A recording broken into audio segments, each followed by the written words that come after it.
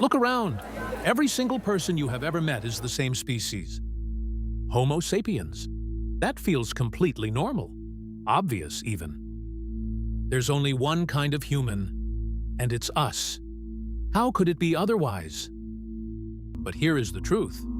This is a bizarre, lonely exception. For almost the entire history of humans, we were never alone. The planet was full of other kinds of human, walking, hunting, surviving. Not ancestors, not apes, cousins, alive at the very same time as us. Around 70,000 years ago, there were at least 6 kinds of human on Earth. This is the story of the humans who aren't here anymore, and why you're the last one standing. Start with the idea that feels strangest to us today. For most of the last few million years, multiple human species coexisted. Go back about 2 million years to Africa.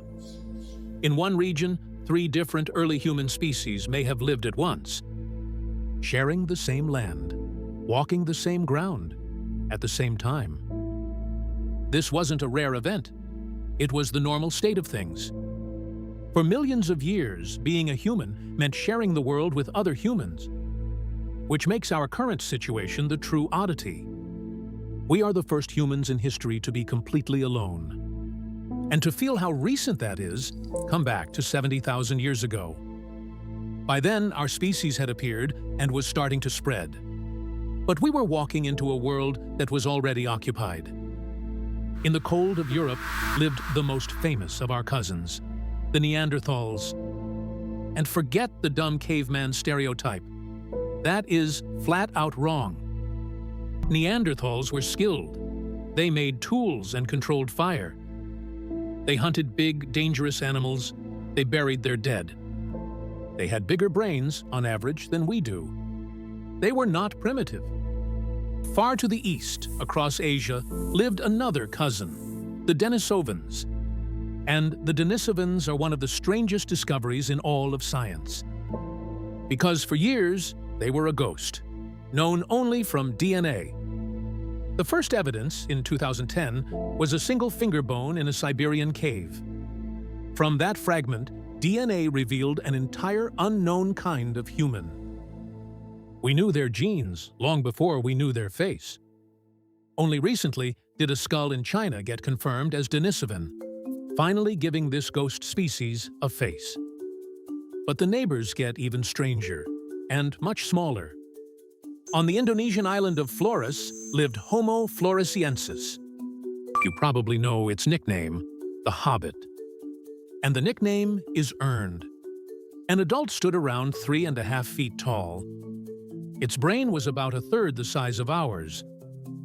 By every expectation, it should have been primitive, but it wasn't. Homo floresiensis made stone tools and hunted on its island. A tiny, small-brained human, living a surprisingly sophisticated life. And it wasn't the only island human. On the island of Luzon, in the Philippines, lived Homo luzonensis, another small, isolated human species on its own island world. And there's a genuine mystery here nobody has solved. Both islands are hard to reach. You would have to cross open ocean. So how did these humans get there at all?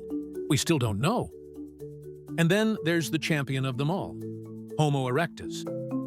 If we're talking about successful humans, erectus humbles all of us. It appeared nearly 2 million years ago and survived for well over 1 million years. That is, by far, the longest run of any human species.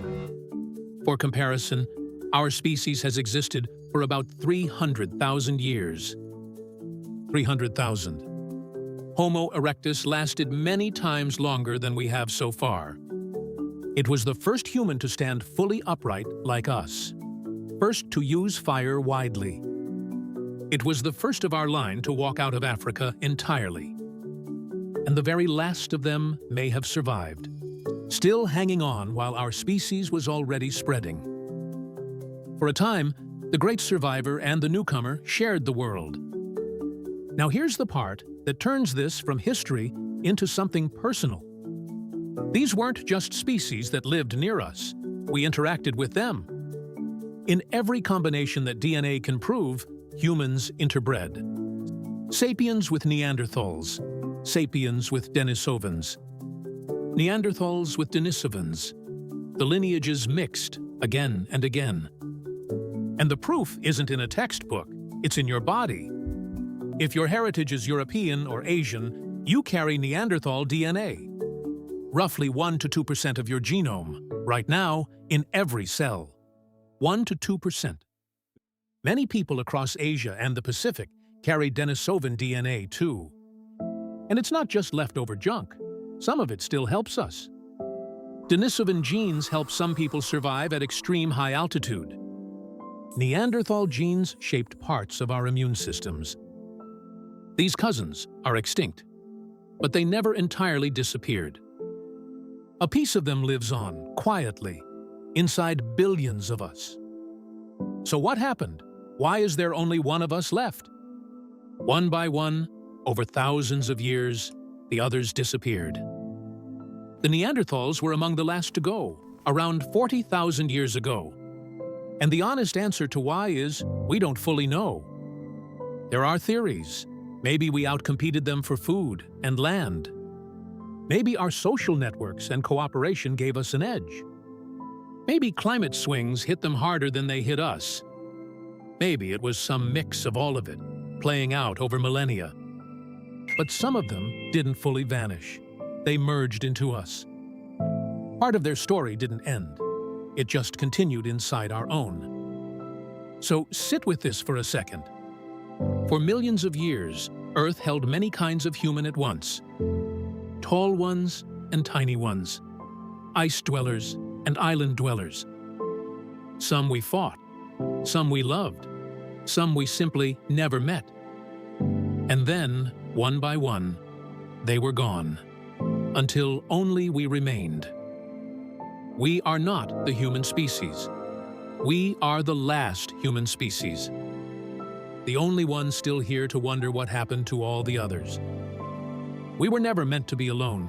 We just happened to be the ones who lasted. If you love the history nobody teaches, this is your channel. Subscribe to Fiuzaverse, and let's keep exploring where we came from.